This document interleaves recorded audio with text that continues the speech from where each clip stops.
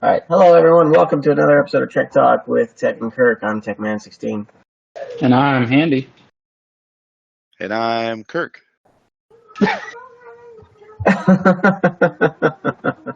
Nice, good role reversal there. All right, guys. Today I want to talk about something that I've been kind of,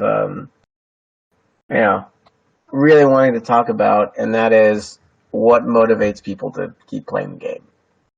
Because, as I mentioned in my post earlier, I'm not really motivated to play the game.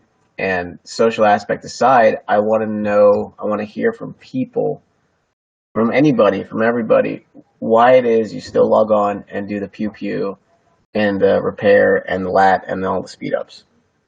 Why don't I ask the panelists first, and then I'll go to everybody in the audience who wants to talk. Raise your hand. I'll bring you up, and you can explain why you log in every day. So why don't we start with Handy, then we'll maybe go to Kirk if he's okay, and then we'll go to the panel. So Handy, why do you still play the games? Social aspect aside. Remember, disclaimer, social aspect aside.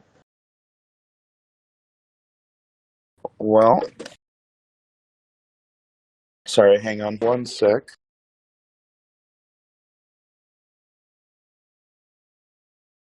Okay, you got me? Yeah, sorry. Click the button.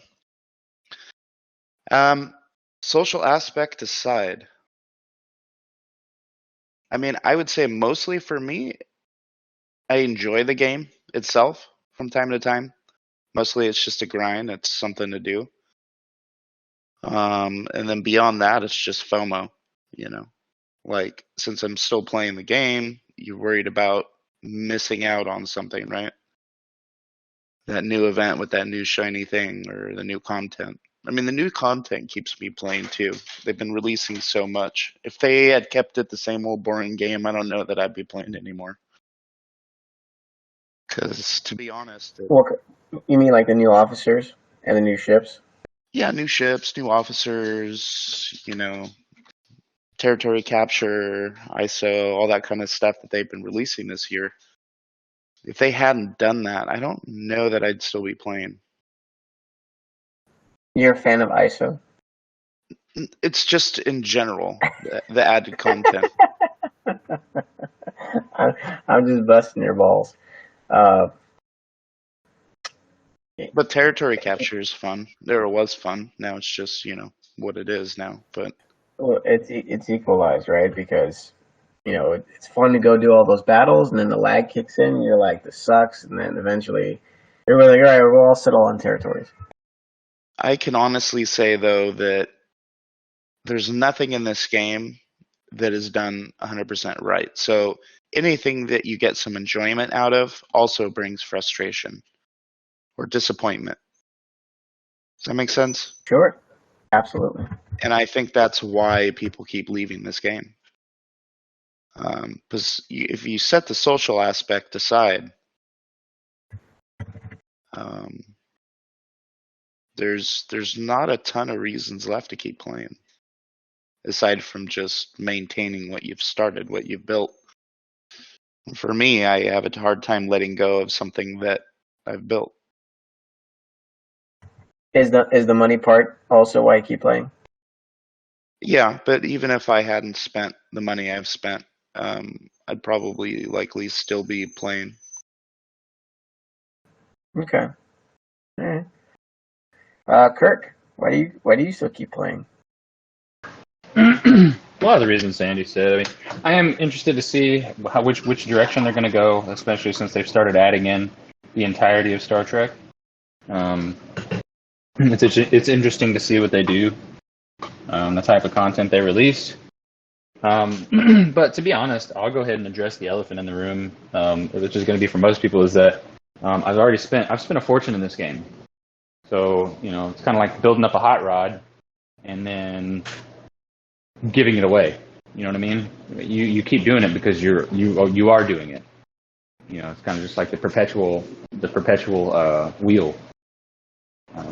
You spend that much money, you spend that much time and money into anything, and you're going to be very hard pressed to put it down, to let it go.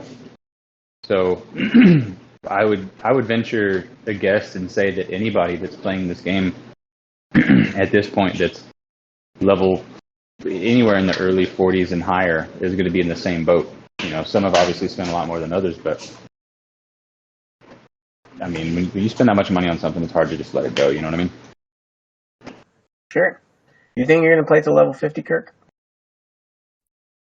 If the game lasts until level 50, I mean, I likely will. It's no secret now that I've taken a kind of a backseat to the way I used to do it. I don't spend any money, and I haven't in quite some time, aside from the $20 battle pass. It's mostly the free-to-play stuff now, grinding it out.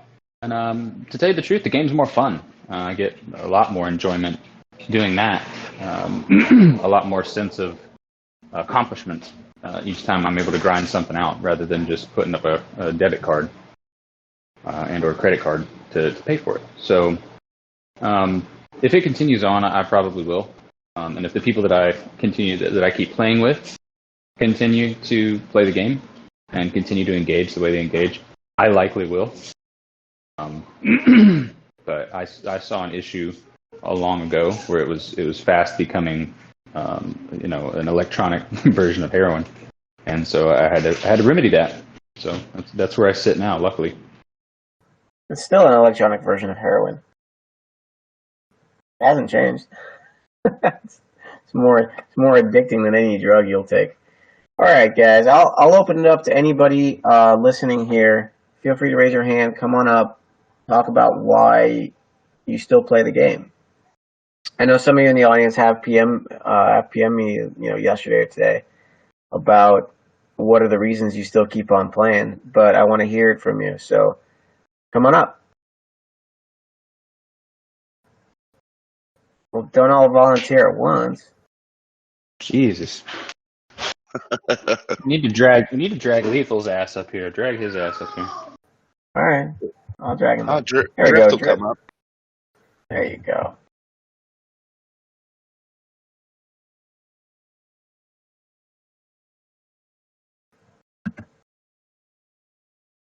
I'll drag in Lethal too. Driift, you can accept, buddy. Hey, Sure. Lethal, what's going on, man? Not much, man. I'd love to talk about it, but I'm busy cleaning my Prius. There you go. Lethal. All right, so introductions. Lethal's a level 50 from Dark on server 34. And take it away. Why do you still play the game? Social aspect aside. I think it's just the challenge of, how strong can I get? What kind of ships I can build. I agree the new content's helped a lot, like Andy said. But that's mainly my main reason. Obviously, the main reason is just the social aspect, the people. I enjoy it a lot. But aside from that, just the game itself, I find it fun. What do you have anything in specific other than just building the ships and getting power is the most fun for you?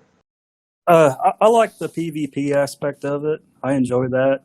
Can I beat this other guy that has ships bigger than me or comparable to my size? Of course, crewing is a big part of that. But I do enjoy it. It's a lot of fun. All right. All about So, and you're level 50 deep. No, I was just Go ahead. rudely interrupting. Oh, I was just saying, yep, it's all about the crewing and research. Crewing and research. If they go beyond level 50, which I'm sure they will, you still going to stick around for it all? I don't know. Probably so. So much time invested and money invested at this point, kind of hard to walk away. But yeah, I expect any time for them to raise the cap level on that. I can't see that they have no other choice. An interesting question. Does anybody remember how long? It was about. They released, 39. So since the game became, they came out with the alpha, right? So it went from beta to alpha or whatever. They released the game. And how long did it actually take to get, above level 39 content? Oh man, I have no idea on that, Handy. I would say probably over a year and a half, maybe. Yeah. And I know our server's different than a lot, but there's just so many level 50s here now. I'm sure they're going to push that to keep it going. Just my opinion. Yeah. All right, here's a question for you. What would it take for somebody that's a level 50 to leave the game? Oh man, I don't know. 50 grand. That's Yeah, that might do it. Well, I don't know. Handy, you got a take on that one? I mean, yeah, if somebody offered me enough money, I'd sell it. I'd have to. Right. You just can't but turn it down. yeah, besides That's- from just kind of it. You just realize that at some point in the future, you're going to stop playing the game. It's like, I mean, does anybody really believe that they're going to play this game till the day they die? I mean, maybe, but I don't know. It's just, that's an interesting question. Ask yourself that. Because, I mean, I always assume, based on games in the past, typically a day comes that you stop playing it, right? And this is the first game for me that I just keep playing. I will say that there are still people out there playing fucking Clash of Clans.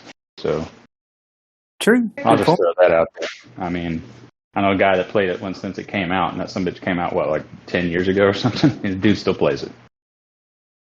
Yeah, there are people that really enjoy a game, and there's renewability there, or updates, or whatever it may be. There's all kinds of games like that.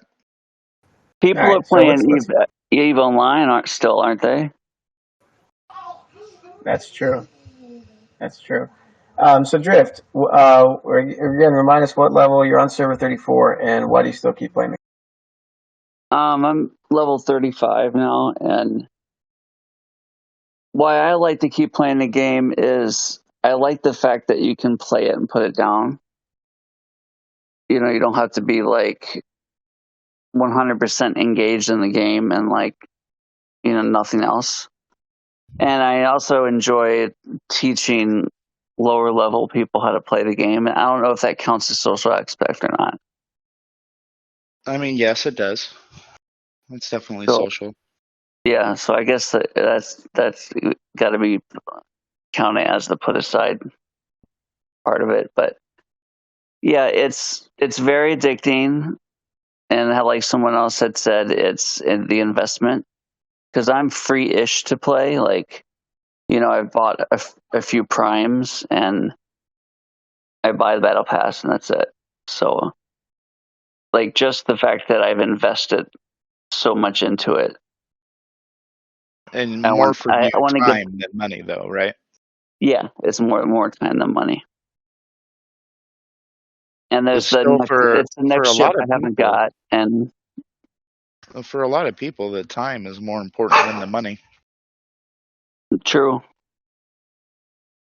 And I think they're going to definitely have to increase the level cap because otherwise they're going to lose a lot of you guys, I think. Because if your progression locked, is the social aspect enough to keep you? I would think for some people, yes. For some people, no. I know, for example, Inko, who I invited. We'll see if he shows up. I believe he spends a lot less time in the game because, well, he's finished everything. Everything. So I don't think he's playing all that much. I know he still plays a little bit here and there and grinds on the Nintendo controllers, he calls them. But other than that, I don't see him around too much.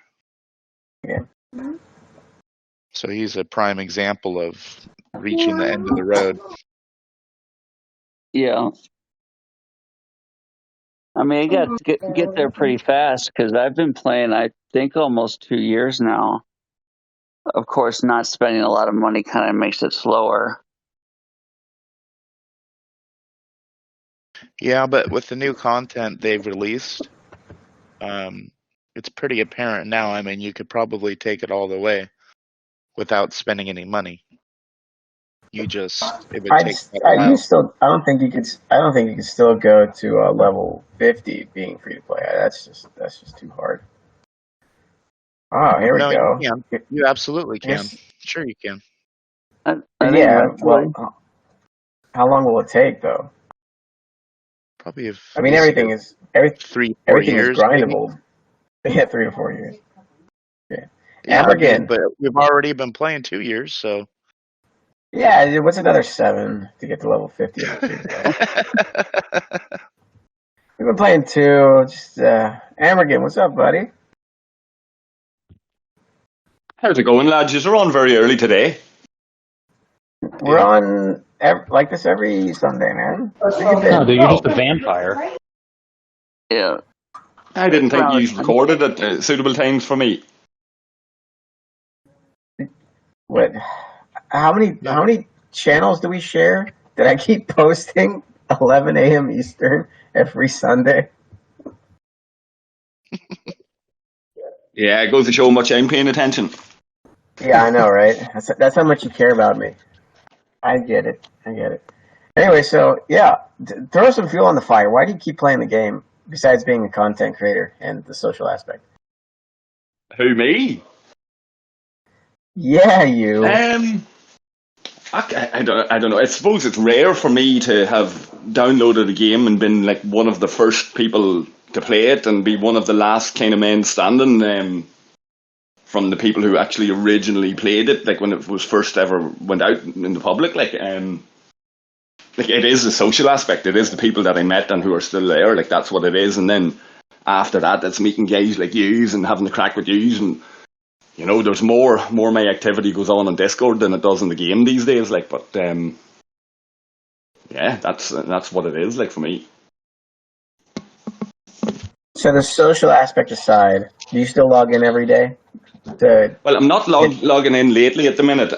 You know, I was just checking in the Discord, seeing you guys live, and jumped in. Like, but I haven't logged in a couple of days because I'm just busy at the minute with work and stuff. Bank holiday weekend here, so I'm enjoying my weekend, but yeah, I log in regular enough. Normally I'd log in regular enough, get my dailies done, touch base, see what's happening. If there's a raid going down or there's something happening, I might get involved in that. If I have a bit of time and somebody's acting bollocks, then I'll do a wee bit of PvP or try to get somebody to bait somebody with hitting a base or something, or hitting miners or something like that. Like so, that's really it. And then do that for an hour or two and log off again and rinse and repeat. And do you complete your events every single day?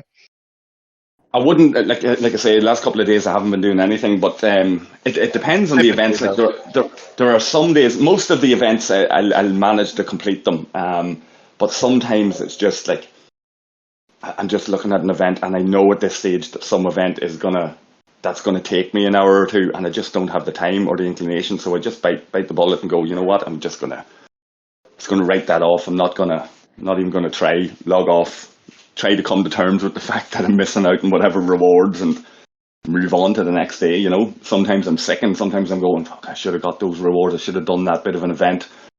But, you know, see how it goes. Like some days it's easy enough. A mining event, for example, if things are quiet, you can just stick a miner on a node and the event will be done when you log back in an hour or two later. But, you know, if some of them guys that don't like you are active, you're just not going to get that done. Sometimes you need to just go, you know what, write that off.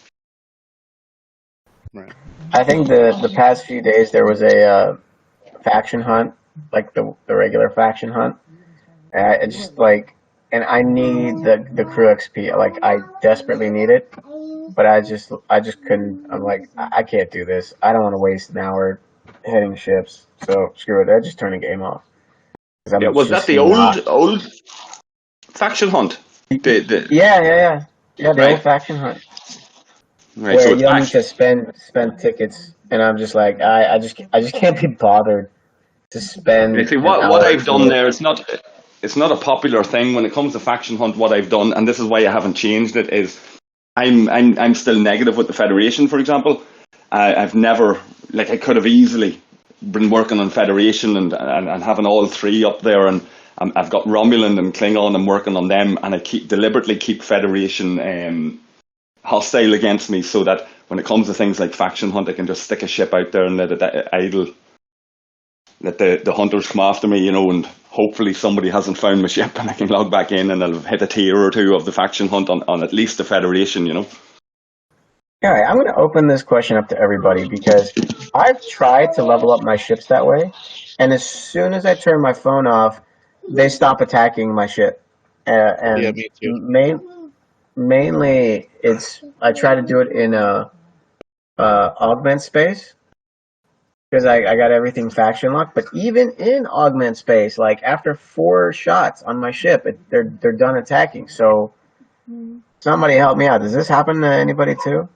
Yeah, it's random from what I can tell. I've noticed that going way back. It's random from what I can tell. Like, I've had this theory that if you've got another ship warping in or out of the area, or like some other ship has been in the area and you pass that system, that somehow it interferes with the ship that you want to grind. So if you send out 2 ships, for example, and one ship overtakes the other on the route, that sometimes that interferes with it and things like that. But I've never been able to actually tell. Like, that's only a wild theory. It's the closest thing I can come to kind of going, okay, I've noticed that happening, but I haven't been able to see any consistent reason why that happens. Like, and it doesn't seem to be, you're saying 4, it doesn't seem to be 4 either. Sometimes it's like a ship will warp into the system and a hostile just won't appear sometimes at all. Yeah, that's happened to me, where you go in there and it'll be like, hey, you're trespassing, but then nothing happens. Yeah, and then nothing happens. Or sometimes it'll go on, they'll be attacking for an hour and you're going, great, this is going nicely, or whatever else, and then all of a sudden it stops. And sometimes it's probably because somebody else is doing the same thing and they've attacked your bounty hunter or whatever it is, and they've basically taken that enmity away from your ship and then take over your farming spot. Like, but that can't be the case all the time. I've sat there and watched it before, way back when, and I would literally park at the very edge of the system, so most of my enemies were, coming from outside where you can actually attack. And I just sat there and watched, and then all of a sudden it just stopped. Like, even with me being in system, because I had a theory that as soon as you leave that screen, or you go to another ship to look at another ship in a different system, that it would stop. And so I tested that now, and that doesn't happen for me all the time. Sometimes it happens, sometimes it doesn't happen. Like, I have successfully left the ship out in Federation space overnight and woke up the next day and had like 700 chests to open because it's still. I think it's the faction space is a much better place to do that sort of thing. I think it's augment is bugged, I think, specifically. Yeah, and I would never be able to test augment because that's where people will go to attack your ship and find it. Like, that's what, once that little red flashing happens on a system, somebody knows something's going on in that system and they can test it. They're not as inclined to do that in Federation space. So I'd be more like, if I left the ship in augment space, logged off, that ship's going to be dead after an hour or two.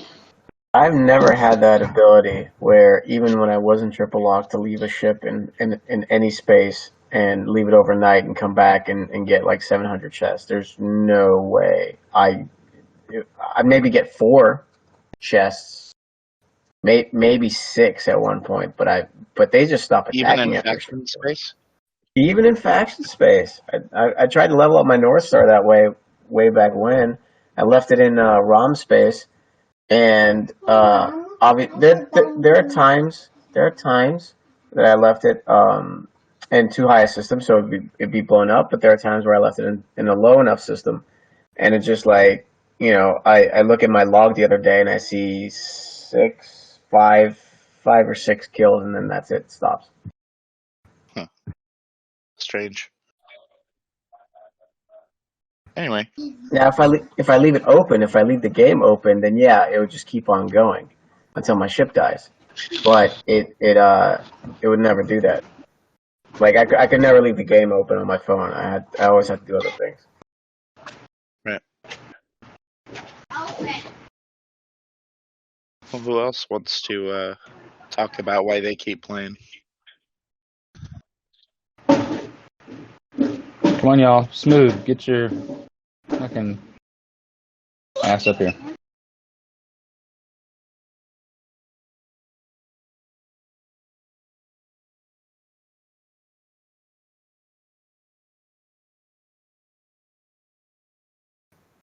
Smooth's gonna be smooth like today.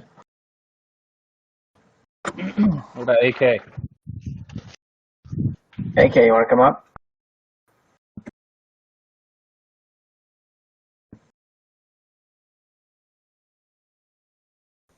We got a lot of chatterboxes here. A lot of chatterboxes.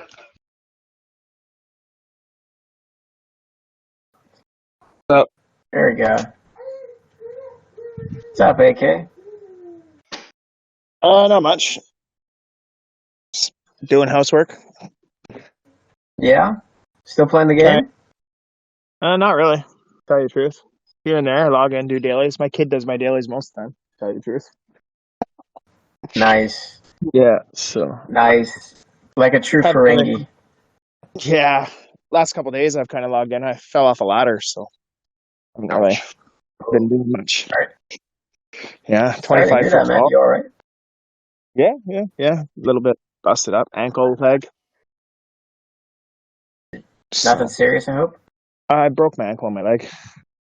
Ooh. Sorry, man. That Ouch. sucks. Yeah, it happens. I don't even know what happened. It's one of those stupid adjustable ladders that you can, and I think it flexed in the middle when I was up and just kind of kicked it out. Yeah. Yeah. Is it the ones that fold 4 times or have 3 different joints? Yeah. They fold up and they go into like triangles and stuff, and Yeah.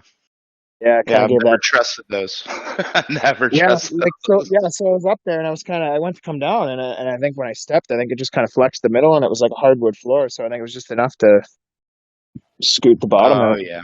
So yeah, she was a fun ride. You like in a cast or something, or what's the deal? Am I what? Are you in like a cast? Yeah. I am going to the hospital and everything. So, thankfully, I didn't break my tailbone. I kind of landed. I ended up landing flat for the most part. It's just I caught my leg kind of underneath myself. So, game wise, yeah, I don't know. Like I still log, once a day maybe, kind of ish, but I don't really do much myself in the game. I kind of last couple days I have just out of boredom. And so, what was your waning interest? Why did you end up more or less leaving the game? It's just too grindy. I don't know. It's you grind for so minimal progression. Like there's no there's aside from spending thousands and thousands of dollars, which I refuse to do. Like I'm probably 20K into this game, like at level 41, and looking back at some of the stuff I spent money on, I'm like, holy shit, I'm a fucking idiot. Like, and once you get a system in place for free later on, but it gets you. It's the instant gratification. Oh, I can just buy. I'll drop $600 here and I'm upgrade this shit. But it just without the spending factor, like it just everything slows down so much that it's just boring. It's click on this, click on that.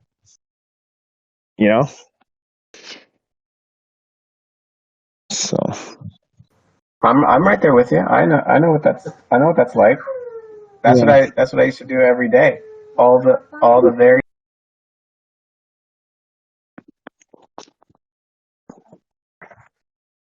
You're still there? So yeah, I'm still here. I just kids trying to talk to me. That's all. So you said your kid does your dailies. That reminds me of that Voyager episode. My 9-year-old. Yeah, it's either my 13-year-old or my 10-year-old. I'll just toss him the phone. Go do that. So my 13-year-old plays. So Okay. she actually plays. She kind of knows what's going on.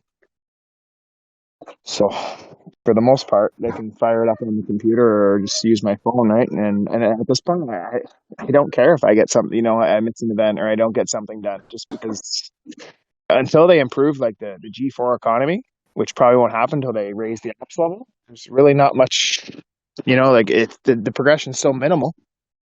If I miss something, I don't care. Does your 13-year-old or your 9-year-old respond to PMs?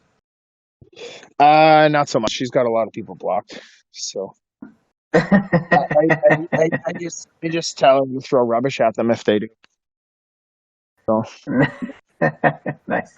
nice defense mechanism.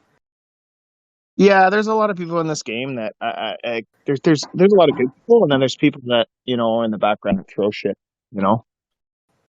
Like they take things too far. Like, oh my freaking god, you blew up yourself, dude. Just repair miner and send it back. Like, it's not the end of the world. So, but it is. Yeah, I stopped getting upset about my ship being blown up long time ago, man. Like, I think mid-20s. Did you see how Handy got upset that his Meridian got blown up so many times by Bold? Honestly, it wasn't really that I was getting hit. It's that my entire team's complaining about it. So of course I feel like I have to defend them, right?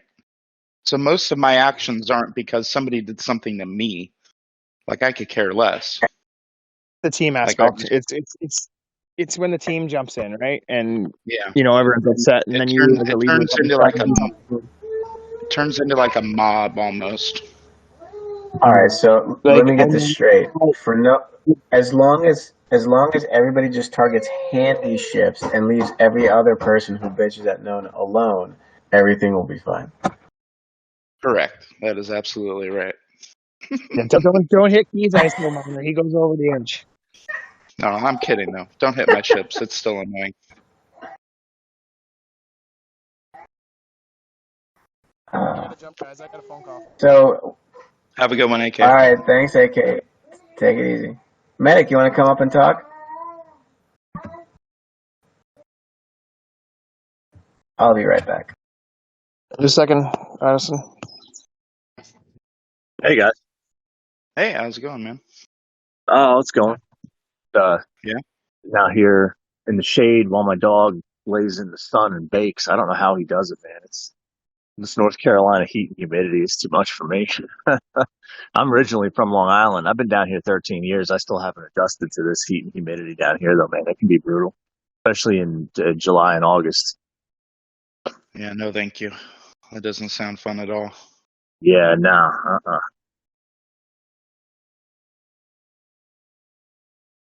So what keeps you playing the game, man?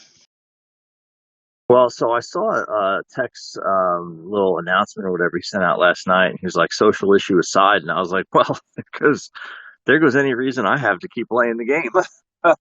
I really don't, man. It's just, honestly, if it wasn't for the social aspect of it, I probably wouldn't even play anymore. It's just boring and repetitive, and I mean, I don't know, like rating used to get you some PvP. I mean, to me, that's the most fun in the game is the PvP.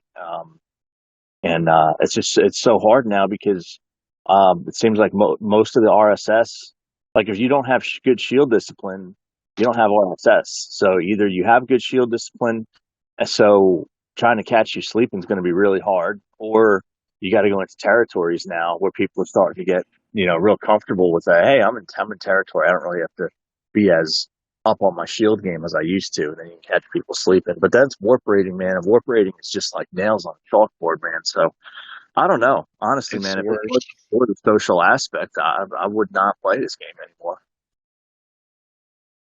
Yeah. Don't blame you. I can relate. Although I still enjoy the actual game itself. When they come out with new content and stuff like that. Do you enjoy the grind? No. No.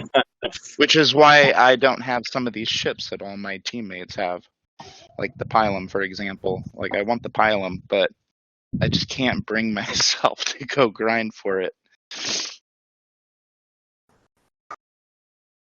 The new That's how I content is feel. nice, but the same repetitive events get the new content. It gets really old real quick.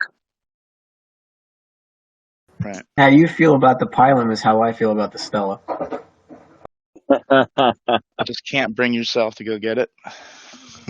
Or to get it Not done. not to go get it, but to grind to tier 7. It's just as Medic says, it's nails on a chalkboard. It's like, all right, go to a rare, or what is it?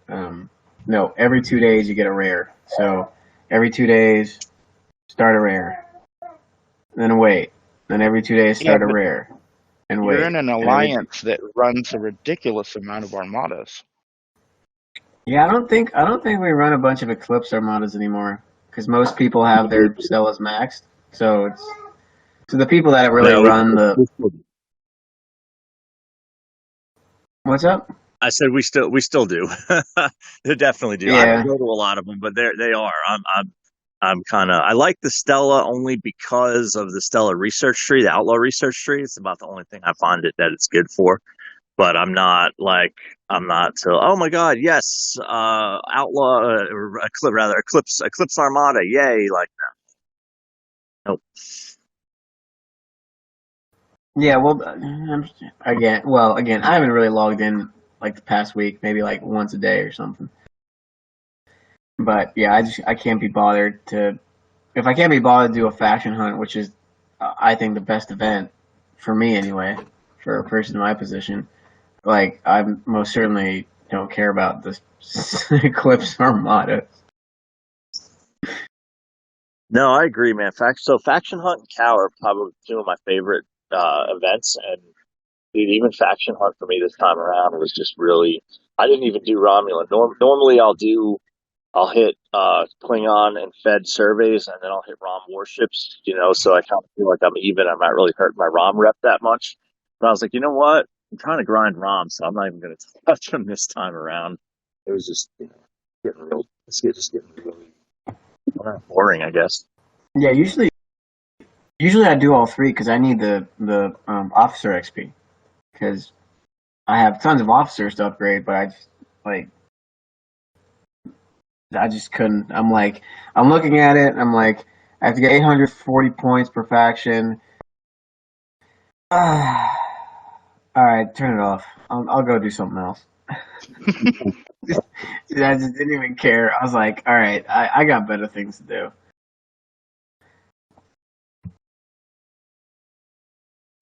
All right. Anybody else down there listening who wants to come up and talk about why you still play the game? Darius, Twisted, fucking Tom 22. Phantom, dude.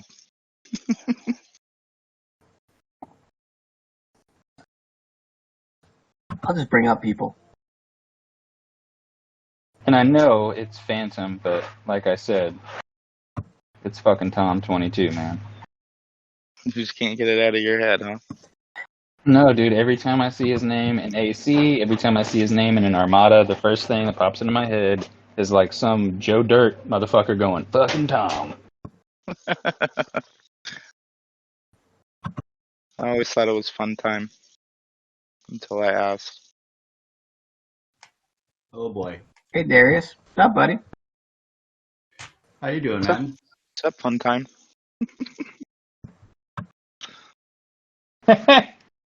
How many people give you shit about your name?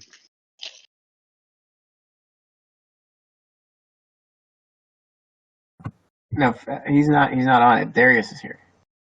Darius is here? Oh, okay.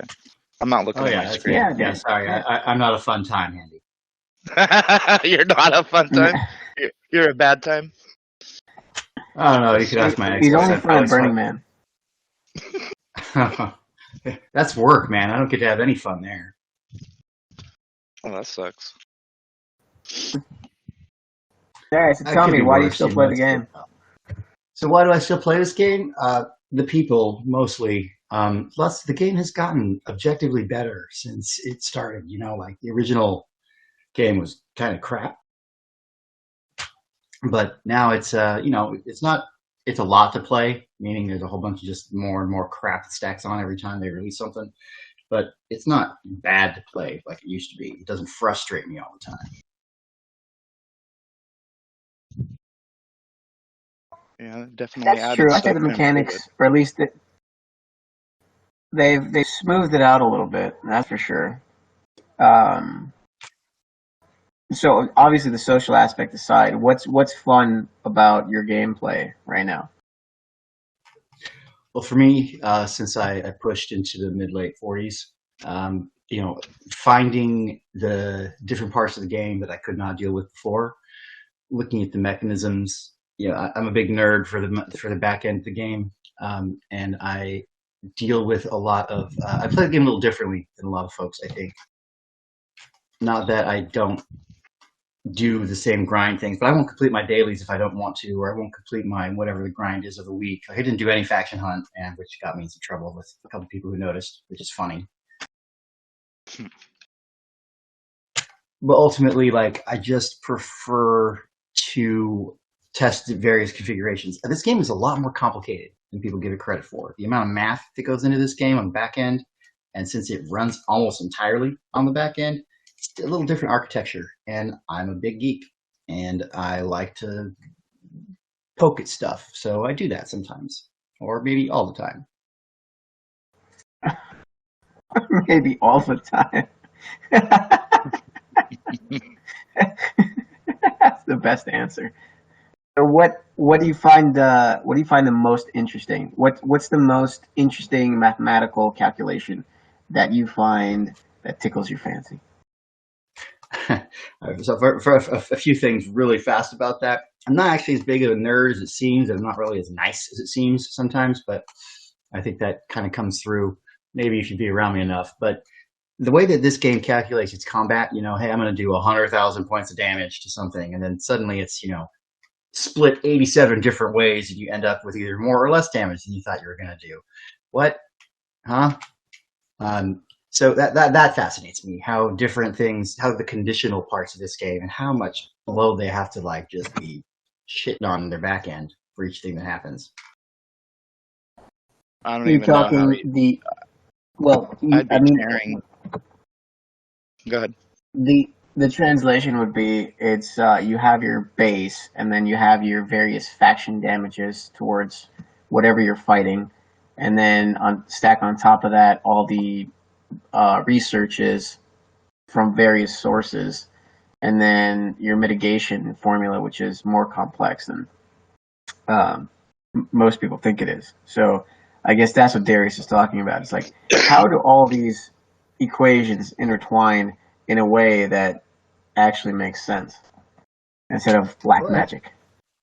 Yeah, really, it is kind of black magic. I mean, I was an early adopter of cloud technology in the corporate IT space back when I was still a corporate guy, and the architecture of a game and a mobile device, air quotes, the cloud, and air quotes, all the hardware, both virtual and physical on the back end, how that all works, how that would be distributed, how that then turns right back around and then comes back down through all the bits and widgets to this, freaking $800 piece of technology in my hand as I drive around in my car. That fascinates me. And not in the abstract. I understand most of the things start to finish. I did a lot of wireless work when I was in the military. I did a lot of back-end cloud work when I was a civilian. So it just, that keeps me interested. It doesn't really have anything to do with gameplay. And you can't really figure out, but I can infer a lot of stuff based on how the game behaves. Well, there's a fair bit of math that you can calculate empirically based on. I know you just dive into those battle reports. Yeah, the combat log has gotten effectively useful. It used to just be this kind of well, you saw a guy and he saw you, and you walked away and he did. But now it's very much, here's what's happening. Rev and the other content creators have done a mediocre job to a fair job on getting people to understand how combat works. Like, they talk about step 1, 2, and 3 in the combat log, but they don't talk about step 0, which is damage reduction. Things like Gala, how Chen and Talon actually work and what they do and mean in the game, right? Oh yeah, there's a lot to this game, really. Feel free to enlighten us, and in essence, the world. Well, I don't know about the world, but and I don't know about enlightenment, honestly. But I think of them like aura effects, right? You've got the stuff that happens before the log, you got the stuff that happens in the log, and then you have a little bit of stuff that happens after the log. Don't quite know where and what everything is, but I can tell you that the way that Gala and Chen and Talon work is probably why they don't have multiple versions of each, right? Correct, because it's pre-log reduction or increase. Yep, something like that. When I say something like that, I'm not like trying to gloss over what you said there. I don't know. I'm not an engineer at Scopely. I would never work for Scopely. I don't have that much time in my life for extra race cars and fancy kids in private schools. Are you saying everybody at Scopely has a yacht? I'm saying that I also certainly bought that one. Yeah. When you look about, you're in a top 2 alliance on a relatively active server, Tech, right? So you see on new content day or new content week, the sheer volume of money that comes through. You kind of take that money, multiply by the number of humans, the number of things, the number of games. And then, if you pay attention to the internet, you could say, like, hey, Scopely talked about their last quarter results, even though they're still privately held.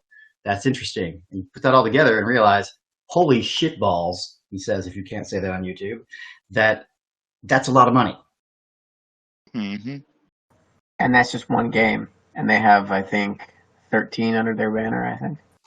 And they are flagship brand games. These are not like, Billy Bob's boat game where you click a pew, pew, pew at things. No, it's like Yahtzee, Scrabble, stuff that like people recognize from their childhood and has a deep, deep hooks into their psyche, kind of like Star Trek does for folks that are Gen X-ish. And you can buy, if you play Scrabble via Scopely, you can get the letter Z for $99. That's a great joke too. Like, for Yahtzee, every time I reroll my dice, it's just the low price of $3.99. The low price. Oh my, yeah. Oh, good job, Scopely. Yeah, and that's what they excel at, man. They excel at monetizing memories, and the way that these games are architected falls straight into Beelzebub's cycle of mobile gaming from South Park.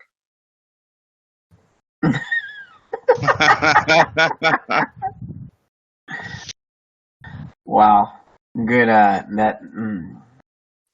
Hey man, it's true. I'm getting Canabucks right now. Yeah, but you're right about the sheer amount of money that flows on a per server, per team, per day kind of basis. There's an extraordinary amount of money that gets spent on this game. For sure. I mean, I probably was. That's almost I wouldn't say this out loud, but screw it. I've spent about $28,000 on this game, and that's a result of having sold some Bitcoin that I was very lucky to have gotten way back when you could still mine that stuff easily or without a great deal of logistics behind it. I'm not going to pay more for power than I do for my fractional Bitcoins back in the day, right? Right. And that number's not very high. Handy probably spent at least 50 cents on this game, at least once. At least.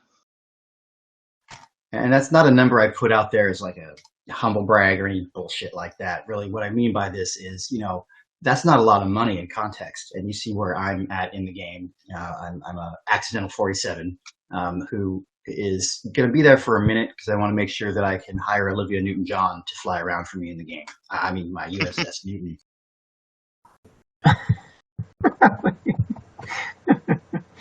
Yeah, that's compared to me. I think I've spent maybe 1,000. That's how much I've spent on the game. And I'm a 34. maybe a Right. 35. You got the I eternal don't know. 34, man. I think you're still holding on to that like an age, maybe, or something. You know, like, I'm never going to be 40, bro. It's not that I'm never going to be 40. It's just that if I log into the game more than once a day to upgrade some buildings, then maybe I'll get higher. Get some. I think my biggest thing, or not my biggest thing, but it's just I put in a lot of work to grind out my enterprise because that was the goal that I had.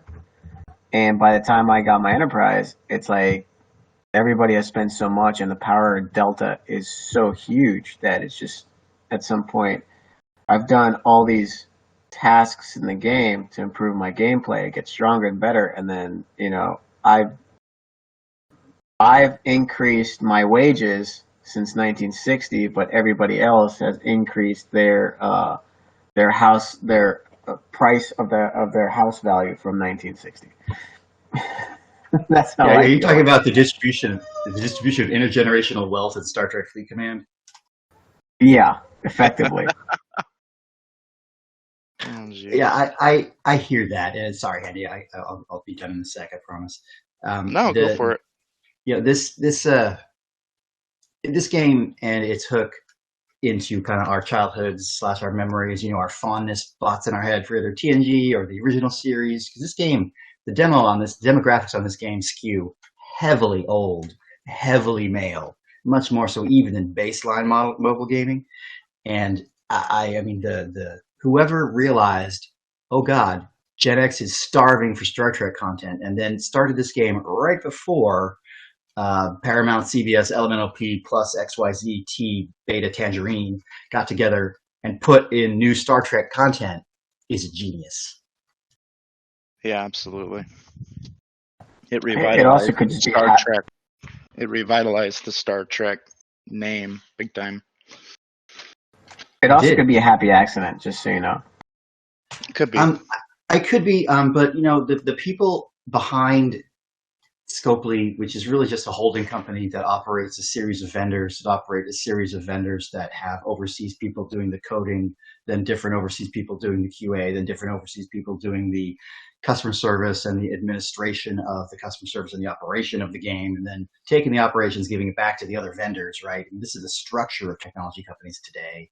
These people are behind the Scopely brand, if you will, the flagship platform they use to operate all this stuff. These people are people who were behind Zynga, who were behind all these other deep psychological hook, make grandma spend $100,000 ripening her strawberries on Facebook kind of people.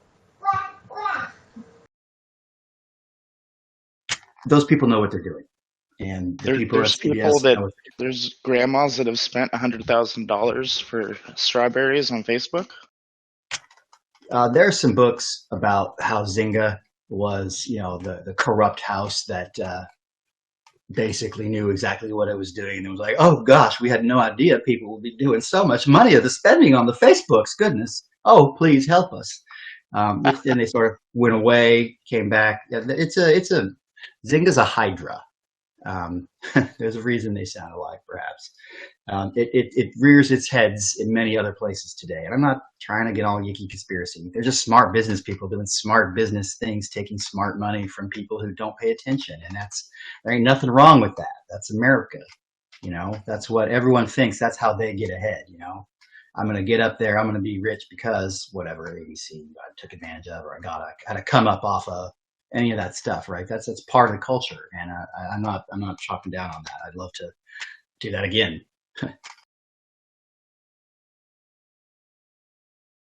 Sure. Every time I talk to you, you're such a wealth of information.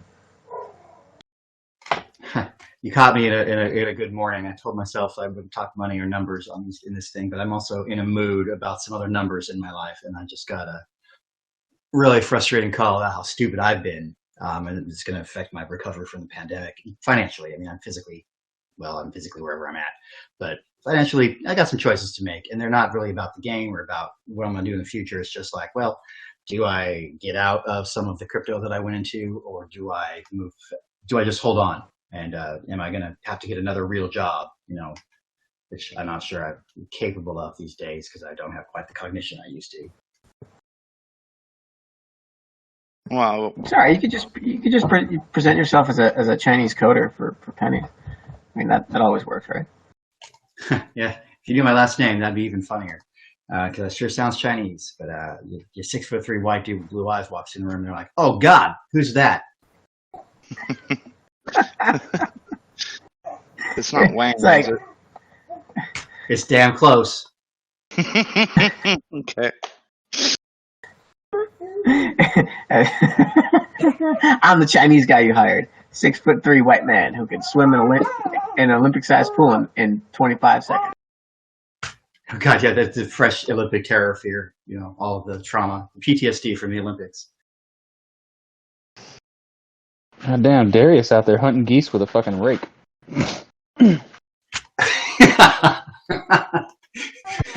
Oh man, I'll tell you a story in the game later. Why? We're all here now. I don't think you realize I know, right? just how Tell us ready a we story. are. Nah.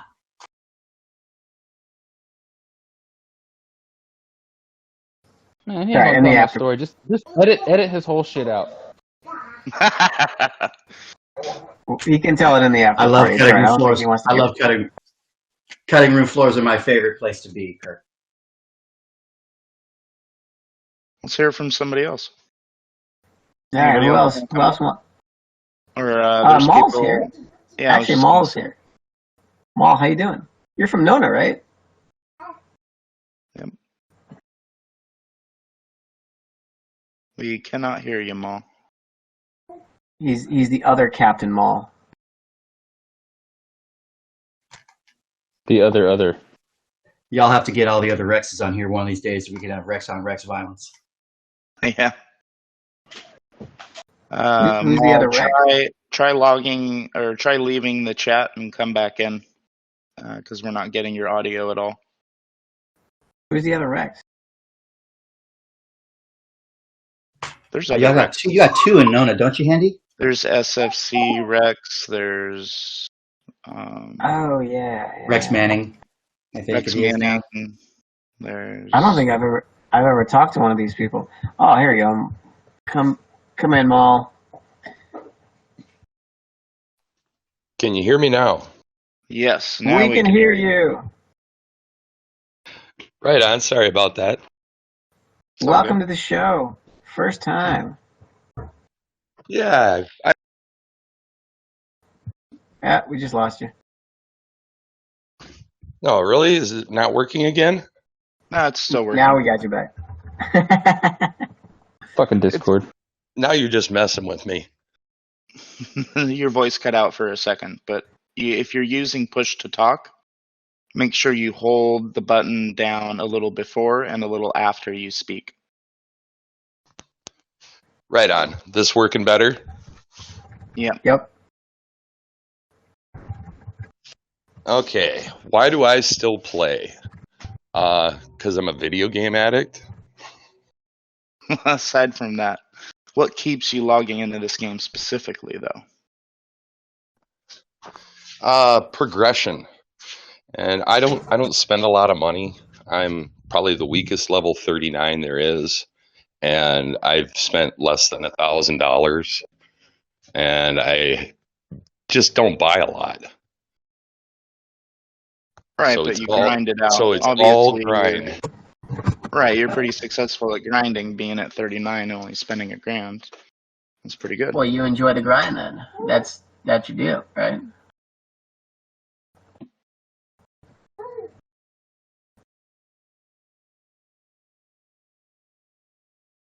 Mo? No, we lost him, I guess.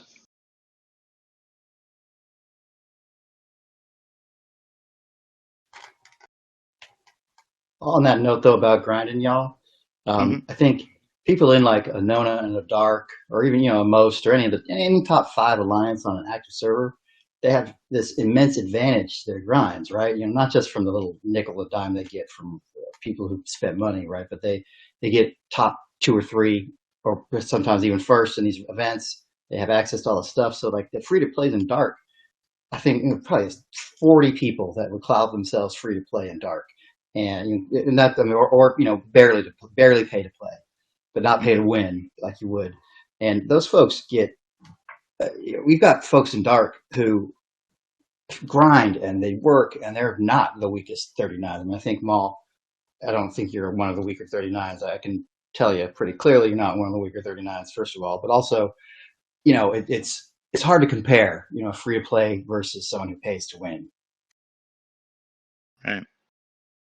Yeah, I mean, well, you really can't compare, but I will agree that if you're looking to progress, you got to be in one of the top teams if you're not spending any money at all, because 100%. otherwise, yeah, I mean, you just don't really get any of those advantages, and you need every advantage you can get if you're free to play. Oh, I mean, I used to be a top 100. I think at one point I was like in the low 80s. And then as soon as I stopped spending money, I mean, people that I used to kick the crap out of, I mean, badly, with my third string warships, I can barely touch their weaker warships these days because I stopped spending money. So you definitely have to be in a big alliance to have a competitive edge. Yeah, not only that, it's like a time thing too. I mean, most of the people in the game have been here since around the same time. We've all been playing a couple of years, and to stay up with the pack, you have to kind of spend a little bit. Like if you're wanting to stay in the middle of the road, kind of with the majority. It seems like the majority of people are in their, high 30s, maybe low 40s. Well, also, when you start comparing power, people also have to understand, like, you could have two level 39s or 40s or 41s especially at 41 because there's so much you have to do to get to 42. And one could be wildly outmatched, but you could have the same level. Because there's just so much that goes into it. And so you get somebody that's been 41 for 8 months as opposed to someone who just got to 41, power level, ship power, all the research and shit like that. And it's going to be vastly different. Another thing I think is very interesting about our server is because of the social aspect and how much we communicate with each other and doing things like the show, et cetera, et cetera. I think we've kind of normalized spending money on this game for a lot of people. And I don't know about you guys, but in the past year, I have seen people that used to spend no money spend quite a bit. And it's almost like people used to maybe be ashamed or feel like you were a pariah if you spent money on this game. Or, like it seemed like people were like, no, I can't spend money on a game. And now they've changed their tune. Now they're like, well,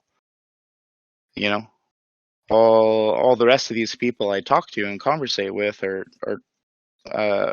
talking about spending money on the game. It's normalized it for people. People have come to realize, it's as long as you have the disposable income, it's okay. Well, I don't think it's so much that. That's what you want to do. I don't think it's so much that. It's the fact that we know, right? I've seen when people like Lethal are dropping a K at a time. Like, it shows up in the alliance gifts. And once you get to a certain level, the only thing you're buying are the big bill packs, right? So you can obviously figure out exactly how much somebody's spending based on the things you're getting. Some of the people in Nona, somebody the other day in Nona dropped over $2,000. I'm not, you can see it. So I think at some point people were just like, I mean, fuck, everybody knows how much. You can't hide it. It's not like, people know how much these things cost. You can't downplay it because people are like, no, I see exactly how much you're spending. Or because you have that, I pretty much know what you're spending. So I think it's not becoming nobody keeps track. It's not like anybody keeps track or somebody. Nobody's keeping track of it. What I'm saying is people got over it. Like, people got over it because they realized that there's no point in trying to be all hush-hush, like, yeah, I probably spend a little bit more than I should. Well, yeah, you're damn right. It's a mobile game. The fact that we spend any money on it means we spent more than we should. But I think it's just a simple fact that as it progressed and as people come to understand how much things cost in this game, like, it's not a secret. You know, Yeah, I know how much you spend. I can see it when it shows up in the gift section, or I can see it when you get this new ship. And the other day, you were telling me about how you didn't have any faction credits to start getting blueprints. So we know, and so I think it's more of that. It's just that we've all been playing so long that we realize that you know that I know that you know that we all know how much we all spend. Sure. I agree with that, Kirk. I think that there's but I also agree with Handy, the normalization of this, and the fact that there's a lot of lateral communication between it, and the fact that the Alliance power has been stable on this server for a pretty long time. I have accounts on other servers. I'm not quite trying to content create my way into every alliance on every box, right? But I don't know, about 30 different Discords all told. And I've interacted a fair amount with different folks. And you guys have seen it too now, especially since you're bringing other people from other servers on here. And the server drama on 34 is probably medium low compared to some of this high key, crazy nonsense. But yeah, I think Medic and Lethal probably have something to say if they're not automatically unmutable. I'm not sure, but like both of them fall into kind of these categories, right? Medic didn't spend for a minute and then came up to a certain level. Lethal spent his way to the top, but he also worked his way to the top, because it's important to understand that, like, at 50, you're not getting those ships without the hundreds and hundreds of hours of hard effing work that goes into, and I say work, lowercase w here, we ain't making money off this work, but we're bringing it home with this work, right? You can't come home in your fresh new Olivia Newton-John or your turtle and a half shell without a billion rep. And that's a lot of rep, So that stuff comes from a lot of work, and a lot of money. But so I think once people started, more than a couple folks got there, it became less of a jealousy thing, and lowercase j jealousy, not like anger, direct jealousy, but more like well, damn, if they got there, I can get there too. And then you kind of get hooked in this trap where it's a lead by example thing. Yeah, exactly. I'm close. I'm gonna get there. And you get there and you realize it's gonna cost me $12,000 to get to tier 6. I made that number up, by the way, but $10,000 for me to get to tier 6 on this new toy that I have. All right, it cost me this much to get there. That ain't 1% of what I spent. Yeah. It's just you see. I mean, once it was interesting because once we had like a couple people, 2-3 people that hit level 50, boom! Now all of a sudden, a bunch of people are hitting level 50. Scopely made it easier. It was, yeah, they did, but at the same time, I think a lot of it was the efficiency research. All these people, 100%. they got all the efficiency research done, and then they went ahead and pulled the trigger. Because they were doing the math. Research. They were doing the math on what it would take to get there, and they were like, "Oh, fuck that." You know what I mean? And then all of a sudden, they did all this efficiency, gave us all this efficiency research, and now all of a sudden, it was very attainable. Yeah, I mean, the stuff that got Rev's NDA broke, and he's talked about this publicly. I'm not trying to steal anything or put out anything out there that people don't know, but when he realized that the server's economies vary based on kind of the midpoint of the power and progression level of each server, and that your pack is a little higher, a little lower based on not necessarily the age, but it's probably the progression point of that server. You get mature servers like 34, and we get our away team research. Oh, by the way, now we got this other stuff, and hey, here's some extra stuff. Now your cargo holds are even bigger because you get your fancy new isogen resin for your dab rig or whatever it is that resin is for ISO. This stuff makes things cheaper, better, faster, stronger, and there you go. I need this now because it's not democratized, right? Because it is also level bound or rep bound. Right. It's just interesting to see how it's gone. And yeah, I mean, I see that it's all by design, but it's still interesting to me that we have other servers that are around the same age as ours, and they're like, oh yeah, we don't have any level 50s. We got 149, You know what I mean? Yep. So it's just interesting to hear from other servers that are like around the same age, and yet they don't even have any level 50s yet. Yeah, I think one of the things that got me about you guys talking to the other servers at first was like I kind of had to roll my eyes. I'm not gonna lie. I don't need to hear about the drama on server 20 or whatever, but no, actually, it's really interesting, especially with you guys being in the middle of some of that stuff. You guys have gotten a little elbow deep in some of the server drama on those other servers. If you look at your discords, right? And that's not a bad thing. It's interesting. It's fascinating, the social aspect of this stuff on different servers and how their memories, like our collective server memory. When we start going off, we'll talk about these alliances that don't exist anymore, or how USDA was founded by people who came from that stuff. The Big Moon and Most, man, remember that guy? Those are memories that we have that go back 2+ years that are still stuck kind of in the craw of our server. It's just like that everywhere else. And Scopely makes money off of this stuff, and I can't fault him for it. I ain't mad. I know what I'm doing when I spend money. But I don't think everyone's quite as conscious of that fact. And you can get your credit card statement, and that lady who's in charge of your finances sitting next to you might give you the side eye, or she might kick you out the door. Yeah, well, much. But Handy, you're talking about some of the other servers. If you look at it, a lot of these other servers, they don't really have anybody that pushed as hard as someone like Inko, that really just outled the pack for the most part, right? I mean, whatever was the max, he was going to the max. That was it. And I think the harder you have people leading, the faster someone's going to want to chase that leader, right? So if you just have someone who's just kind of staying just ahead of you, you feel good. You're like, I'm not too far behind, I'm fine. But if you have someone that's just dusting your ass, you feel that drive. A lot of people feel that drive if they're competitive to push that much harder. And so I think, without giving him too much damn credit and making his head any bigger than it already is, he's already got his own zip code, right? He pushed a lot of these people, whether they want to admit it or not, because he created a new norm for what is the top of the top, as opposed to the other servers where people are just kind of edging out the competition. You know what I'm saying? Right. Yeah, no, I agree with that completely. Absolutely. If you don't have a front leader on a particular server, then they're just not going to push as hard. So yeah, it's totally a makes pull sense. almost too. Where they pull folks behind them, but basically they're cutting ground in a way. You break. It's like breaking spades. Now I can trump this other thing. Right? It's people. It's creating a pathway that people are going to want to follow. Like Kirk said, it's an example. It's also leadership in a way, but it's also keeping up with Joneses. Right? That's a nice new Lexus in that lot next door. I feel like it's about time for me to go buy that car I always wanted, etc. Yep. That's exactly what it is. Keeping up with the Joneses. Keeping up with Dr. Incho.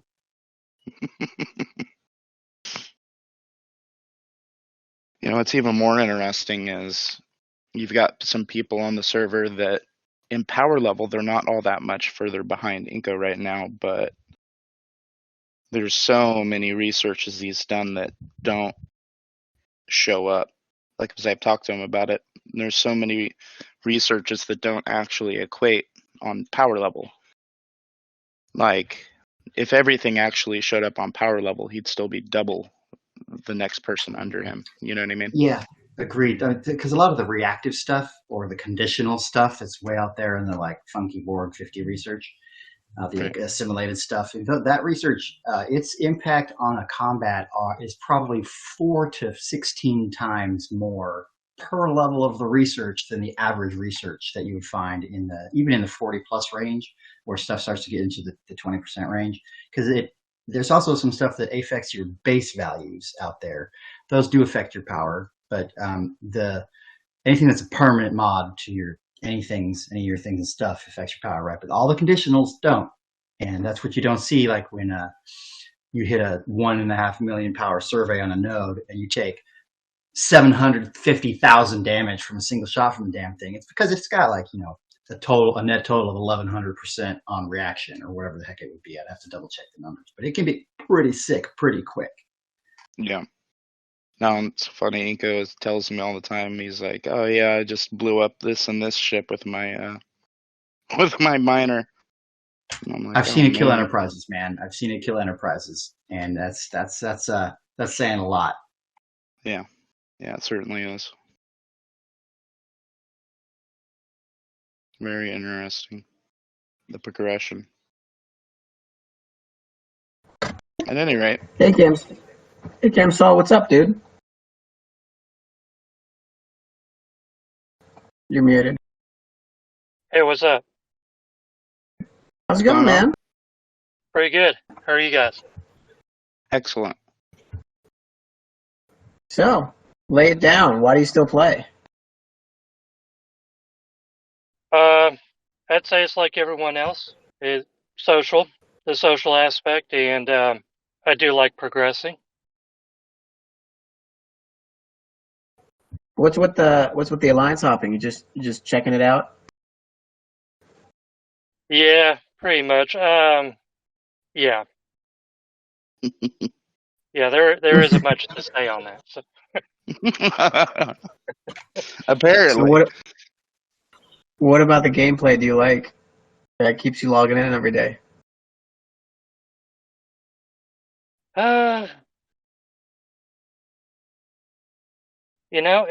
It's just trying to. I would say it's just tried to meet my goals. I have certain goals I tried to set for each level, and satisfying those goals helps. Acquiring new ships or officers is good. That kind of keeps me going. But I don't think I can go as much in depth as the rest of you guys can with that. I'm not into all the math of it or anything like that. But that's pretty much it. So just along for the ride, basically. Pretty much, yeah. I mean, it's a fun game to play. It's something that it's a time waster sometimes. It distracts me from real life, and Well, I think we've all been there. it's a good, yeah. It's a good game. I like it. Yeah, I mean, I'd agree with you. I enjoy the game itself. Otherwise, I don't think I would still be playing if it was only for the social aspect. I know some people that's enough to keep them in the game, but if you don't enjoy the game, at least somewhat, you're going to stagnate because you're just not going to do anything in the game, right? Yeah, and without the social part of it, I probably would have quit ages ago. Yeah, I think we can all agree with that. Another interesting question I would like, Matt, I forgot to ask, would you recommend this game to your friends?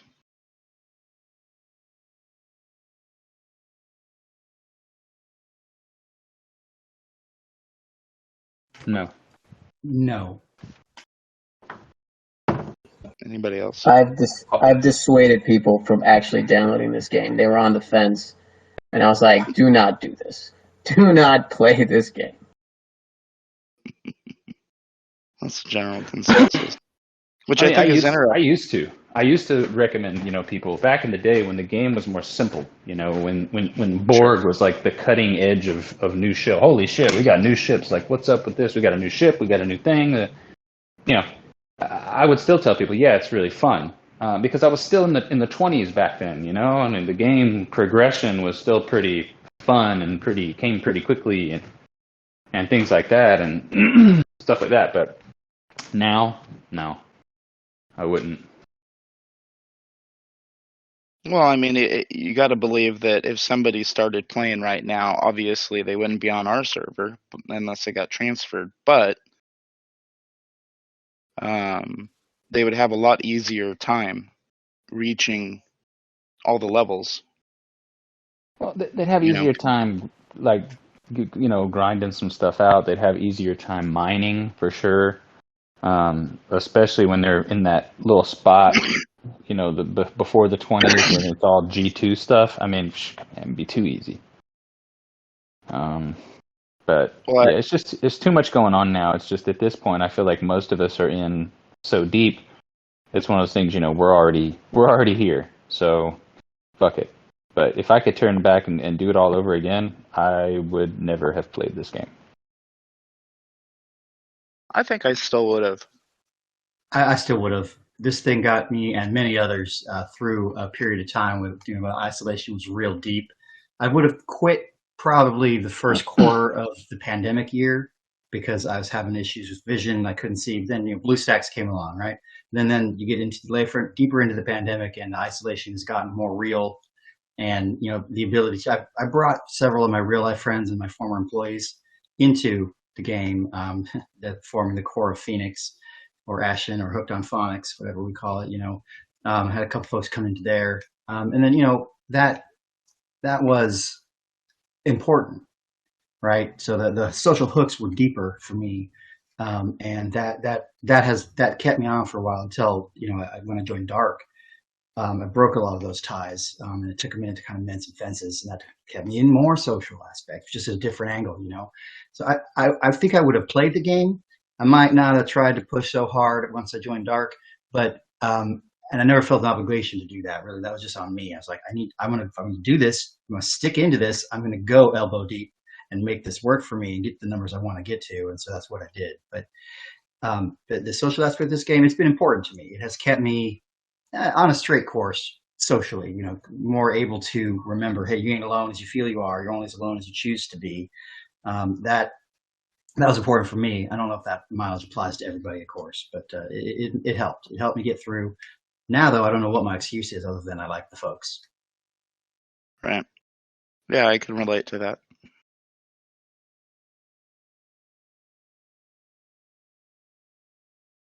Although, I play it just as much now as I did before the pandemic. But I definitely play less. I think Darius really hit it on the head with the fact that this game really helped a lot of people through the pandemic who were quarantined or had issues, and this was their only escape. And I think that serves a legitimate mental health purpose. But other than that, I still would play the game again, all over again. But I guess it depends. Would you play it over again if you have the knowledge you have now? Probably not. But would you do it for, to do it all over again? I probably would. Right. I see the difference. I know what you're saying. I agree. Yep, agreed. That's a great way to put it, Tech. Hey, Maul, you still back with us? You in the background there?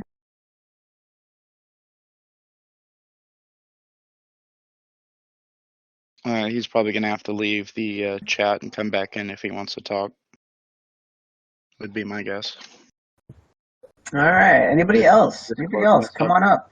Talk about your story. Why do you still play the game? Don't all volunteer at once, everybody. There we go.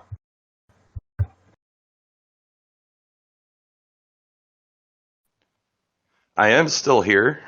I don't know. Hear me? Yeah, we can hear you now. If you move around a lot, I do not recommend this game to any of my friends. I tell them how much money I spent in it, and they all freak out. Like I said, I don't think I broke the $1,000 mark yet, but I don't have a problem paying a little bit of money for a game. But I'm not spending no 10 grand or 12 grand or whatever grand you need. Don't blame you. It's not for everybody.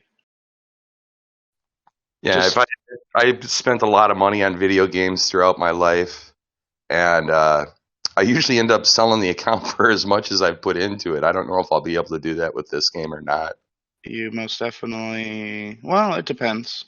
If you keep it extremely minimal for your spending, then yeah, you absolutely could. But most people spend more than they would be able to get out of it. Right. And he spends a crap ton of money. I'm always seeing him on the gift section. Mhm. Although not I so think that much goes without But you saying. were right, though. Being in a big alliance like I'm in is like night and day. When you're in a little alliance, there's not a lot of help going on, not a lot of armadas being run, and then you switch over to a big alliance, and it's, like I said, night and day. I get so much help from being in Nona, it's crazy. I feel like I owe everybody in Nona a paycheck. Yeah. Well, good, because they all spend a paycheck on the game Yeah. or more. Well, and the alliance I was in before that was pretty good until it exploded. SNA. You talking about SNA? You were like one of the early. You were like early SNA too. I was number 5. I remember It that was because TM, Smooth, and Fun Nuggets started it with the 3 of them, and then Sir William was 4, and I was 5. Yeah, I remember way back when it only had 9 people, and you messaged me and you're like, hey, you want this node in I believe it was around Kronos space. Can't remember the system that's right next to it, but and I'm just like, yeah, sure, I'll take it. And then I'm like, what is this tag? And I look you guys up, and you're like a bunch of level 40 somethings. And I'm like, what? Who is this alliance? And then that's how I met Actually, Trojan. I was just a baby. I didn't. When I joined Nona, I think I was level 34, and since being in Nona, I've jumped up to 39 because they say that's the awesome spot to park at. So that's why I'm 39 now. Yeah, it's definitely a good spot to be. You have access to a lot that you don't have at lower level. So if you're sitting on resources that can get you to 39, you should just do it. Right, and I see a big difference. Everything's a lot better as far as rewards for events and whatnot. Right. I just wanted to come in there, guys, and say about this amount of money that's spent and all of that on the game and all. Apart from a couple of the content creators, I'm probably one of the only few people that has actually made money out of this game. Now, I haven't cashed in on it. Like, there's money sitting in my YouTube account that I've never touched, and I never really had a plan, but when I thought about it, I made probably a couple of grand out of it, and it's just sitting there, and I thought, yeah, you know what, the right thing to do here would be donate that to charity, because I never set out about making money or getting monetized on YouTube or any of that kind of stuff. Maybe pump it all into Star Trek Fleet Mail. If it comes the day where I'm going to go, right, I'm going to quit, I've got a month left, just pump it all in, see what I can do, and then kind of go out with a bang, I'm a bit reluctant to give Scopely that money now at this stage, so I think charity is probably the way to go. Either that or I'll just never claim it, but some of you guys, you've run businesses, you're all very up to speed in your economics and all that kind of shit. Some of you guys should have been making money out of this shit, Right. Not gonna lie, I applied early on in the Scopely Content Creator Program, and I have a monetized YouTube account, legacy YouTube accounts that I've used. I've done YouTube in the past. I've done it for Burning Man. Didn't monetize my Burning Man stuff. It went onto theirs, but I opted out when I read a lot of the restrictions and some of the things that they were going to look to do. Once I got more into realizing what content creation was going to be for Scopely, it wasn't my jam. I didn't want to be a face either. And the people who are just kind of like voices don't make it. You got to have a face. I'd be that guy. You got to be a brand. I'm not a self-promotion brand guy. I'm just not that guy. You're a man after my own heart, Darius. I've been listening to a lot of what you've been saying there, and you're making a lot of fucking sense. Like, I'm sitting there going, me and you should have fucking talked a long, long time ago. Like, I never signed anything with Scopely either. Like, I was one of the first ones to go, like, good luck to that there. But being just a voice as well, maybe the Irish accent helps a wee bit or something, I don't know. Like, but being just a voice as well, like I was up against Rev in the early days, and DJ hadn't come along yet. Like, he's got a voice. He does it without needing to put himself on camera. For sure. Yeah, a few others you've got there, a little bit of septic eye thing going on for you, man. It's all good. But I agree with an awful lot of what you're saying. Even going back to when you were talking about like how Scopely operates their business model and all of that. There, you're on the fucking ball with a lot of that stuff. Like, I'd love to get a chat with you properly off the air at some stage. Like, I'll get your info on Discord. I'll hit you up. Appreciate it.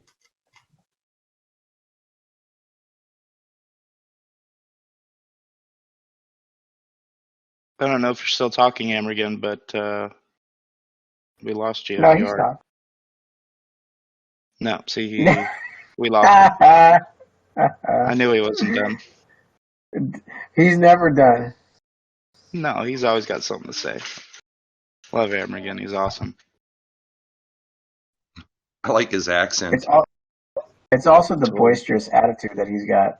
He's always going through things instead of going around things.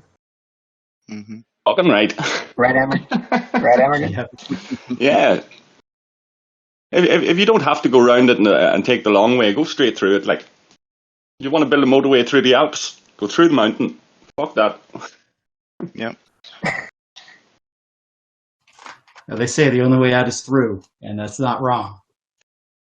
Yes, he's not the type of nutsack that'll wait at your front gate. He'll saunter on up and knock straight on the fucking door.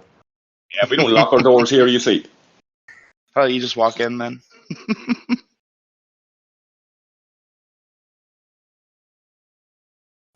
Well, I think, weren't you telling me about the? Were you still part of the remnants of the?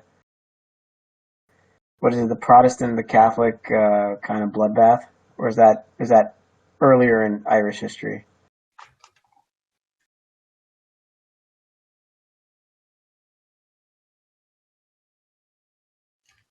That's a big Discord strikes again.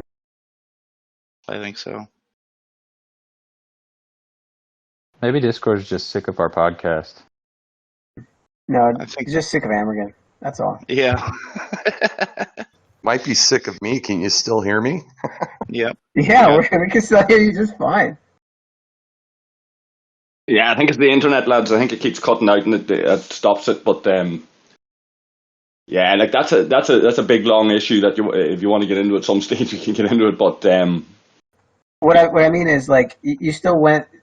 I think you're still part of the generation that went through it, and yet you still don't lock your doors, which says something about the area that you live in.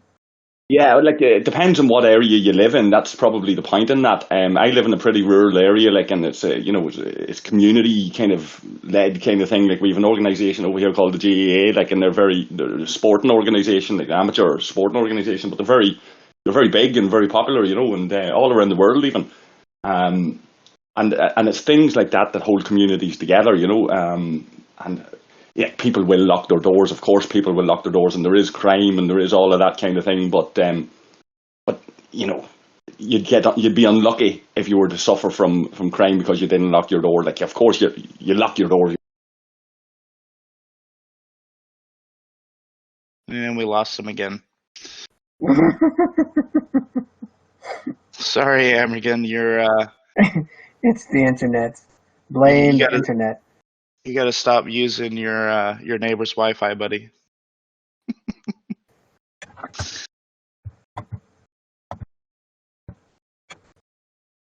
That was a joke. I don't know if he uses his neighbor's Wi-Fi. That would be funny. Yeah. No, I've tried to get the neighbour's Wi-Fi password, but no. They're more secure about their Wi-Fi passwords than they are about their doors. Hey, so I wanted to follow up with you. How was the 190-196 merger? It's gone all right. No bloodbath yet. And we lost him again. Yeah, he's gone again. Oh, yeah, it's just he's got packet loss going on, and Discord doesn't like what it. we have to do is we got to put him in the audience, ask him a battery of questions, have him come up, fire off the answers real quick in order. Yeah. And then we're just gonna have to keep doing that. Yeah. Jeez. Is there? He's determined, though. He's back again. I've changed the data. See if that makes a difference. have it switched off the Wi-Fi. But yeah, we had a couple of people courting us and looking to join us or whatever, but that hasn't really happened. The big alliances from 196 have kind of stayed together. Some of the players have joined other alliances. There's a group there from 196 that are holding their own, so game on, it's still a low population, even with them 50 or 60 players that came over, Yeah. True. Well, Nothing. hopefully it all works out. All right. Well, I don't have anything else. Anybody got anything else? No, I don't think so. It's been a pretty quiet week. Yeah, I mean, fuck it, I ain't got nothing. It's been a pretty quiet week. I haven't even really played a whole lot this week, honestly. Without an arc going on, my my drive to log in and finish everything is a little bit lower, Nah, this is vacation time. So there you go. Yeah. The things that you log in to play, I mean, I guess you said it is just new stuff, as opposed to if you're doing the old stuff, your interest would probably start waning. Well, yeah, I mean, this week has been old stuff that I've already done 1,000 times. So, yeah, I mean, I don't think I've even completed any of the events this week, to be totally honest. I've been Same. too busy to do much in game at all. I'm actually in the process of moving. I'm filling my truck as we speak. Oh, jeez. Yeah, we've been looking for a spot to go, but dude, this housing market is asinine. Yeah. We are renting a townhouse because we can't find a house in the price range and with what we want without paying an extra $50,000 to $100,000, and I'm just not doing it.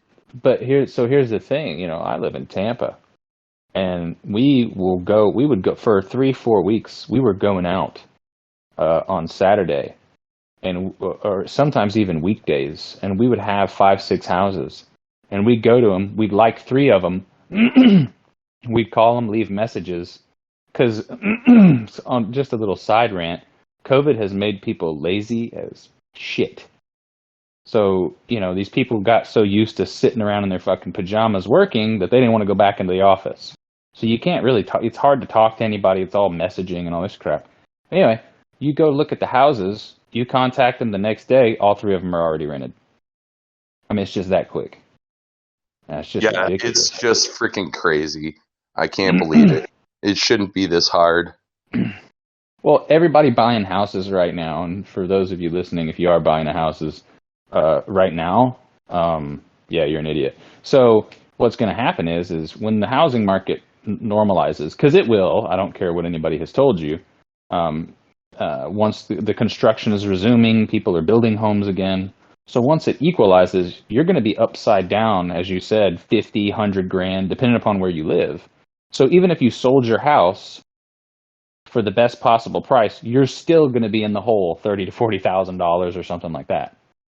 Right? So it's just not worth it right now. No, it's insanity. If if it's something that you absolutely have to do, you have to do it because of one reason or another. You can't avoid it.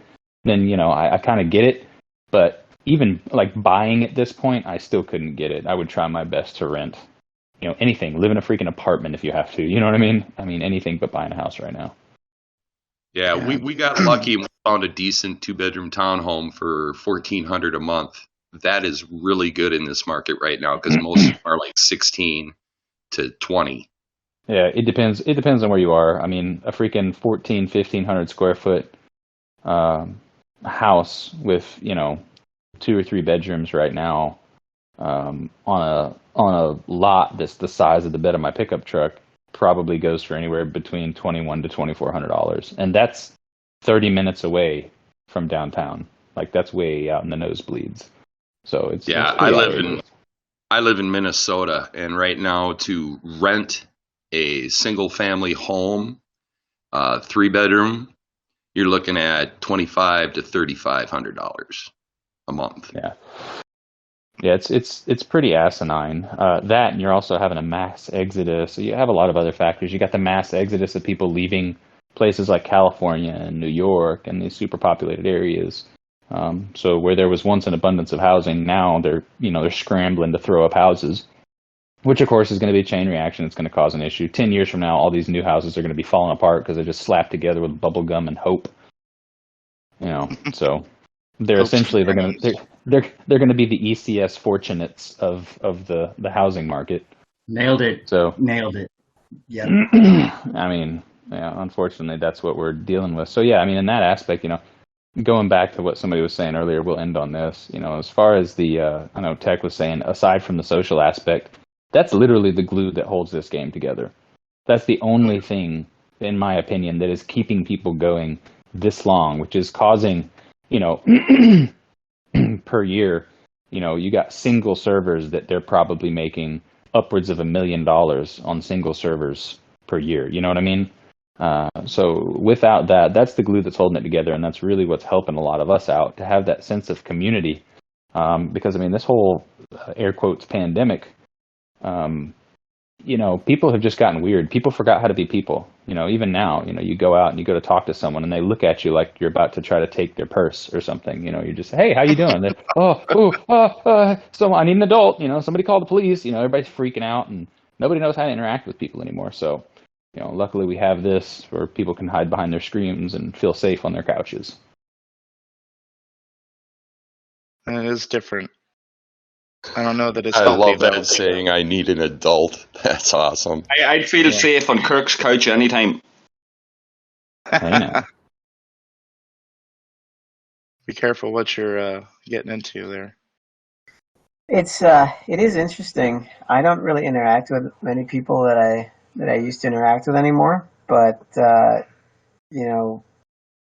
from my perspective, nothing has really changed for us in terms of I never stopped going to work because my business always depended on being at work, and it's an essential business. And so the amount of people that we interact with just kind of stayed to our localized company. And the good thing about everything was there was so much less traffic because everybody had to stay home. So I'm like, great, going anywhere was so much easier. You didn't have the 8 a.m. rush hour or the 7 a.m. rush hour going in one direction and the 5 o'clock rush hour going in the other direction. That was the only good thing for us. You have the people, I call them the fuckers that can't sit still. They can't spend a weekend at home. If they're not at work, they have to be spending money doing something. They can't just exist and enjoy like, hey, look at all this, $100,000 worth of electronics and nice things and comfy couches I have in my home. Let me just enjoy that. They always have to be doing that. They always have to be doing something. I have neighbors that are like that. Every weekend they're gone. They're doing something. They have to be, and it's like some nervous obsession they have. I have to live my life, and I'm like, you're always telling me, you're miserable. But anyway, you have all these people that were locked up for a whole year, and so now they're like, I got to make up for not doing stuff next year. My life has no meaning. I have to go to Disneyland or Disney World 5 times this year, and I have to do all these things. And so now it's even crazier. I try to take my kid to go to the freaking aquarium, and it's just backed up with people. And it's like, didn't I see you here last time we were here? Like what? And so people are just. Have you guys had any examples over there of wildlife after the lockdown? Wildlife starting to encroach into populated areas, and any issues with that? Oh, totally, absolutely. We had that for sure. Well, I live in the southeast, so the motherfuckers are killing shit left and right. So you know what I'm saying? I mean, it's not too much of a problem. Yeah, we've had a few stories here, like of birds of prey, for example, like buzzards and different types of hawks and things like that, where they've got a little bit more comfortable because there's no people around, and they're coming in closer to the urban populated areas, and they're nesting and things like that. And people, after the lockdown, they're going out and they're jogging and they're getting back outside, and these things are attacking them because they're getting close to the nests and shit like this. And it's like a year or 2 years, and all of a sudden wildlife starts to take over. Oh yeah, that's super interesting. Although I don't know about where you guys are, but around here, even during the pandemic, except for a short period of time, the outdoor activities were still going on strong. Yeah, it was like that here. We have Really? I'm in the foothills out to the Sierra, out east of Sacramento, and there's still lots of outdoor stuff happening. Although when you encounter another family or another group of folks out there doing outdoor stuff, there was always this like pause, almost like you were running into a wild animal in the wild that had encroached, except it was just another family. Right. But Darius lives by me. Yeah, we had a lot of people doing the outdoor stuff here as well, but then you had the people that clearly they really had something to live for. I mean, you'd be walking down the street and they would like almost get run over by a car trying to get away from you if you were about to cross paths. And, apparently they have a lot vested in this life. They're really concerned. I told Kirk about this, but I went down to the Bay Area during the pandemic. This was this last winter, and really most of the pandemic or whatever pretty much fizzled out. But I went down to the Bay Area and I didn't bring a mask for some reason, and I was just outside, and I had people literally running across the street to get away from me because I didn't have a mask on. And I thought it was the silliest thing I had ever seen in my life. Oh man, it cracked me up. It's given some people with issues a license to be rude and stuff to other people, And weird. Extremely weird. It's some of the, something I understand, people got to be, safe, but, like, for example, like I said, we took the kids to the aquarium the other day and there's a lady that had on 2 masks and a face shield. And, my wife, I was talking to my wife about it and, said, I get wanting to be safe, but if you're that paranoid to die, why the fuck are you at the aquarium? That's my question. If you're that afraid to die, why would you ever get in a car? Yeah, exactly. Yeah. So many more people die just getting in a car than they do from COVID. My biggest point, and I'm not trying to turn this into the, COVID argument or whatever, blah, blah, blah, blah, blah. But my biggest point is if you are that afraid of something, you don't have to go there. You may have to go to the grocery store. You may have to go to the gas station. You may have to do these things or go pay a bill. But there's nothing that's obligating you to go look at, some imprisoned fish. Well, of course not, but that's the silly thing, the entitlement of some people. Anyway, it's interesting. It's fun. I get a kick out of laughing at these people. So I grew up in the Bay Area, and in the Bay Area there's a lot of Hong Kong immigrants. And it's a very Asian kind of centric town now than it was more so before. But you go into some of these areas to do your grocery shopping, and you'd always see like old women wearing masks. From the time of them being in China and being exposed to whatever chemicals in China. Even like 15 years ago. I'd remember. Right, exactly. Like they're so ingrained to wearing a mask to going outside because of all the chemicals that they lived in their previous life, as opposed to now. And I'm like, man, these people are weird. But I guess they're laughing now. I guess. Well, COVID was the best high quality product out of China in a long time. Much better than the Asian flu. The swine flu, rather. Yeah. But anyway. Fuck, on that note, COVID-19, wear your masks, be safe, everybody. Thank you for listening to the podcast. I want to thank everybody that was here. It went from STFC to social to non-social to COVID. I don't know how that happened, but it did. As always. Oh my God. Thank you for listening. Like, subscribe, comment, do all those things that requires you for doing stuff on YouTube and Anchor and all the other places you listen to here. And I want to thank my co-hosts, Handy and Kirk. Thank you guys for joining me. As always.